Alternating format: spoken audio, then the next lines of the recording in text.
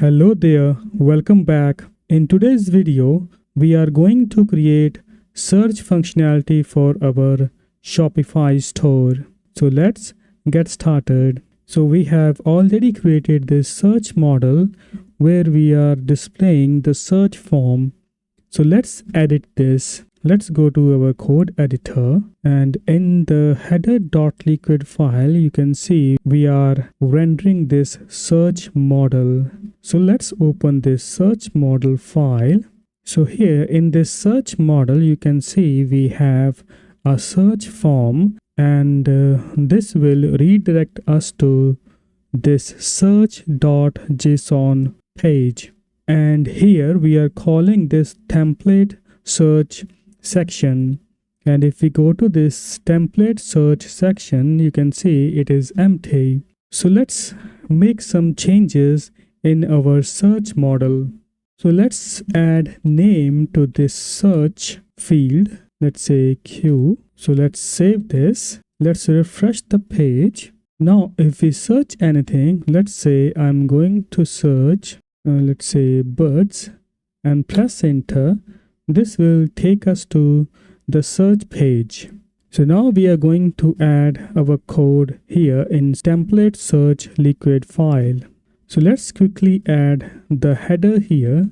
Let's create a div and give this a class of, let's say, h200, and we can use bg black here. Okay, let's create one more div and add some classes here. So these are the classes that we are going to use, and here again create a div and add padding to this div, let's say p6. And then here we are going to create an h1 element. Let's add text here, let's say search results, and we can also add some classes here. Let's say text white, text to Excel, and for MD it should be text for Excel. So and we can also add an anchor tag here that will take us to the home page. So let's do that. Let's save this and check on the front end. You can see our header is here. Now let's create a div where we are going to display our search result and add some classes here. You can print here, let's say search dot results, and add this JSON filter. If we save this and refresh on the page, you can see we have the search results here. So now we can loop through this and print our results. But before that, we need a search form here also. So let's do that. So I have already created this search form. Let me paste that here. We can also add some padding here. Let's say py10. Okay, let's save this and check here. You can see we have a search form here. So this form will work exactly the same as our pop-up search form works. So if you want to learn more about this search object, you can search for, let's say, Shopify cheat sheet. Okay, if you open this here, click on this first link, and here you can get information about all the objects and their properties. Let's find search here. So these are the search object properties that we can use in our search page. You can see the first is search performed. So this return true if an HTML form with an attribute action was submitted successfully. So with this we can add this condition here. If search is performed, then we can add our code there. Let's create a if condition here. We can use if search dot performed. So if it is true, then we can display some search related messages. Let's say, let's create a p tag, and here we can add search dot results dot size. That means how many products that we are going to get. And with that we can use, let's say, results for the search term, and we can use search dot terms. So let's save this and check what is the output of this code, let's click on this search button. You can see we have 5 results. Okay, we don't have this search term. Let's check that. I have spelling mistakes here. Let's correct this. TERMS, terms. Okay, let's refresh that again. You will see we have 5 results for search term birds. So let's make this centered. Let's add some classes here. Let's say text center, and let's add py10. Okay, let's save that. We can also add text, let's say 2XL, font, let's say semi-bold. Let's save this. And now we have better result. We can decrease the padding, let's say py5. Okay, it's better now. Now we can loop through this search item and display our products here.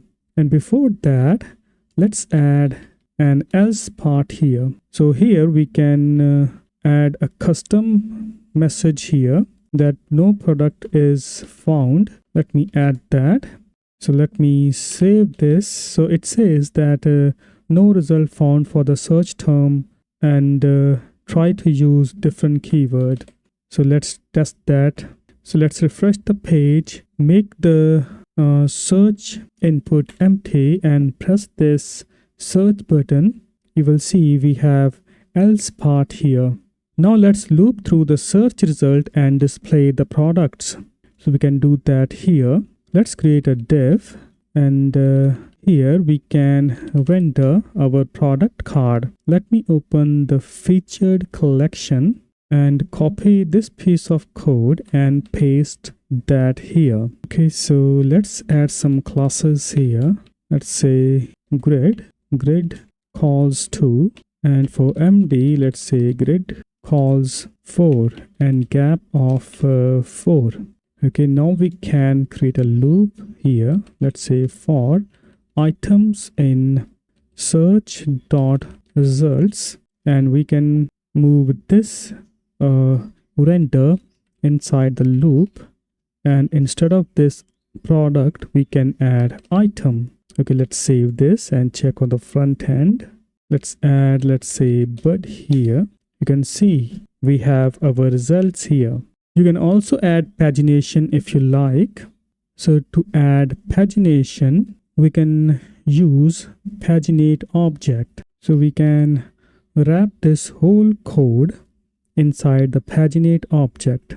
Okay, let's add that here. I say paginate search.items by 10.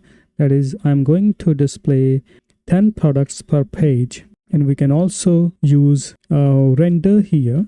We are going to render pagination snippet, and we are passing this paginate object here. Okay, now here we can add end paginate after this render statement. Let's save that, and let's refresh the page. You can't see anything like different here. Let's make some changes in the paginate condition. Let's instead of 10, let's make it, let's say 3, and check if our pagination is working. Let's refresh the page. You can see we have 3 products, and we have our next page also. So with this, our search functionality is completed. In the next lecture, we will be working on this predictive search functionality.